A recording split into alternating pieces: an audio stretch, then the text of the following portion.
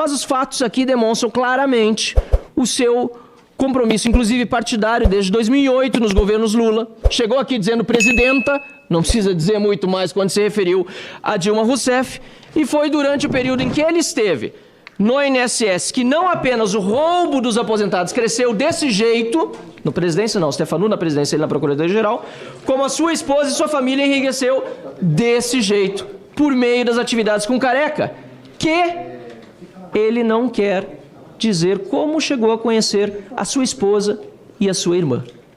Fica aqui, pelo menos por meio do silêncio, claro que a trama que nós estamos desvendando aqui leva realmente a Virgílio Oliveira como um dos grandes ladrões dos aposentados do Brasil.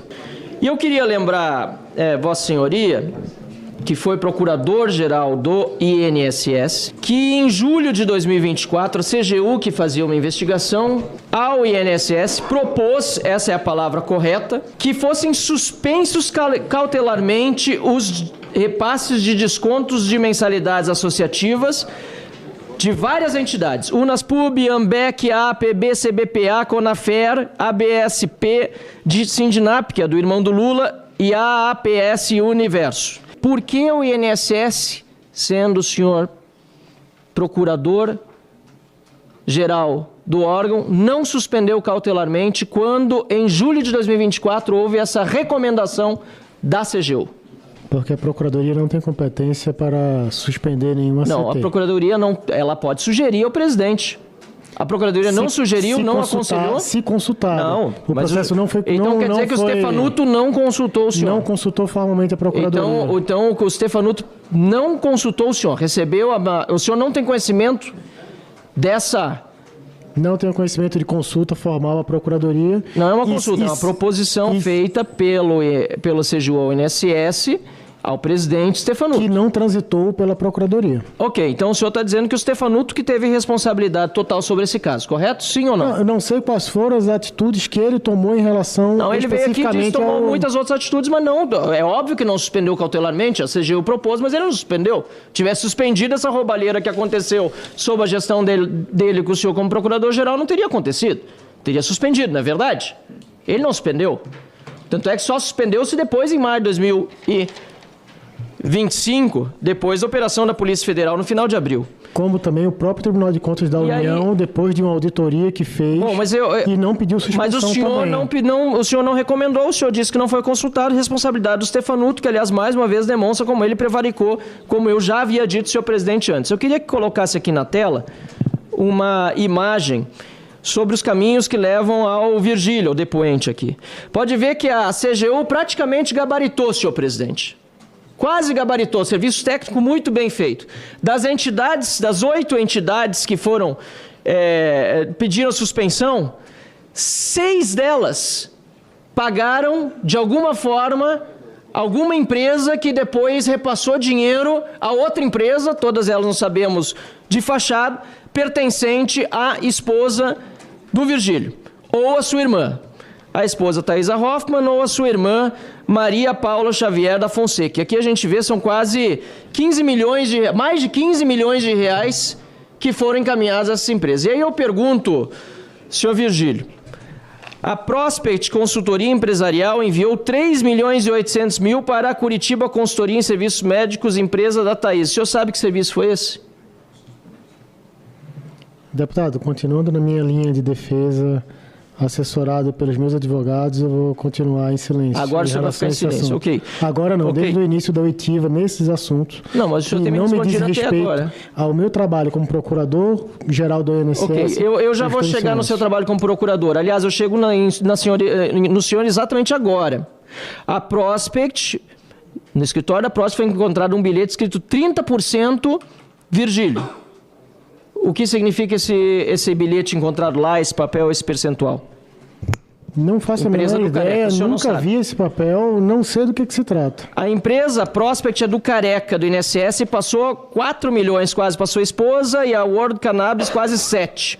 Isso são dados oficiais de RIFs. Eu queria saber do senhor, são empresas do Careca, se sua esposa não comentava isso em casa, sobre esses valores milionários, que tipo de serviço é ela, não comentava com o senhor sobre isso em casa? Vou permanecer em silêncio, deputado. E quem apresentou o Careca para sua esposa? Vou permanecer em silêncio, deputado. Foi o senhor? E a irmã? Quem apresentou o Careca à sua irmã? Vou permanecer em silêncio, deputado.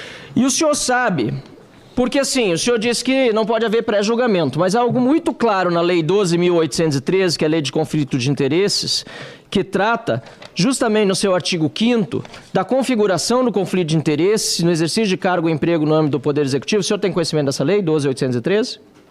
Sim.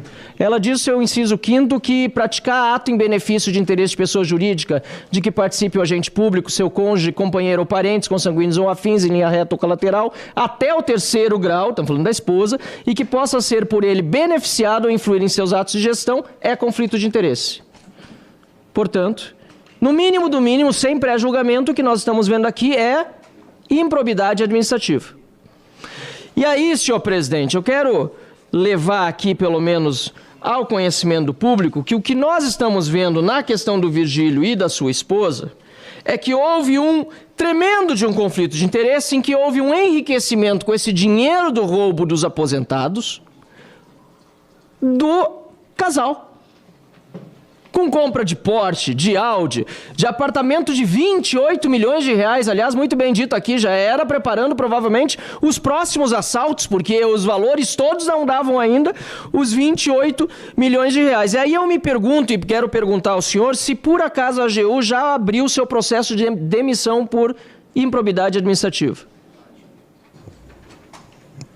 Abriu um processo administrativo disciplinar. E ele pode levar a demissão por conflito de interesse? Ao seu final, pode. Ok. E eu acho que é isso que realmente a AGU deve fazer. E parabéns à AGU por estar agindo dessa forma. E o senhor disse também aqui, até eu senti um certo tom mais de deboche do que desinformação, que a CONTAG não teria ligação formal com o PT. Mas vou mostrar uma foto, não sei se pode mostrar de novo, do Aristides Veras, que foi mostrado pelo senador Girão, do presidente da CONTAG com o Lula. E é preciso lembrar que dos 6 bilhões de reais roubados dos aposentados, quase 4 bilhões foram na CONTAG. Ou seja, cada 6 aposentados roubados, pelo menos em valores, não em números, mas em valores, 4 foram via CONTAG, que é do PT. E o senhor tratou como se fosse uma coisa menor. Não, eu liberei só o da CONTAG, os outros eu não liberei. Mas o senhor liberou o da maior entidade, a que mais roubou.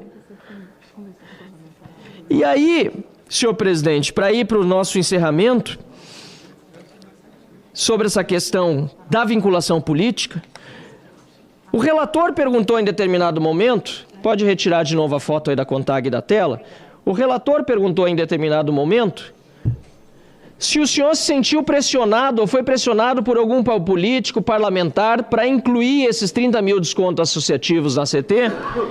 Aí teve um intervalo, voltou, o relator repetiu a pergunta e o senhor desconversou e não respondeu. E a pergunta é, o senhor teve algum tipo de contato com o parlamentar solicitando algum tipo de desconto associativo? Vou permanecer em silêncio, deputado. Vai permanecer em silêncio. E aí, é o seu direito, eu quero concluir perguntando: quem é o seu padrinho político? Como eu falei na minha apresentação, deputado, sou apartidário, sou técnico, não, mas pro senhor, não sou político, nem padrinho político. Mas não é assim que funciona. O senhor, para ser procurador-geral do INSS, tem uma indicação política por trás. Não, isso não existe. O procurador-geral do INSS tem uma indicação política por trás. Tanto é assim que a indicação do ministro... Aliás, o Lupe disse que foi o nome, que os nomes vieram, em relação ao seu também, de dentro do INSS lá, mas ele não quis abrir quem foi. Ninguém está querendo assumir agora o filho... Ninguém quer ser o pai da criança, mas o senhor tem um padrinho político. Quem é o seu padrinho político? Ou quem são os seus padrinhos políticos? Não tenho padrinho político. Ok. Bom, senhor presidente, fica claro aqui que aquilo que eu disse no início se confirma. O depoente diz que é inocente, que não é corrupto, mas ele pode mentir, não tem compromisso com a verdade e pode também silenciar.